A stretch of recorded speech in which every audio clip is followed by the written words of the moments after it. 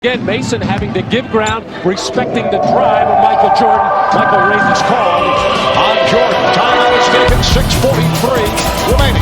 In the first, it's the Bulls, 13 the next time. The game against Michael Jordan. And the Bulls read it very quickly and send Michael down to the low post. He takes his hands off. We'll check and see how his back's feeling. If it's hurting, I'm sure it doesn't hurt too much.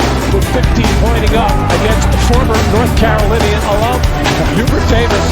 And the Knicks not coming to double team, trying to play one-on-one. He's guarded by Mason. He took him outside. Now with Derek Harper on him, the smaller player going inside.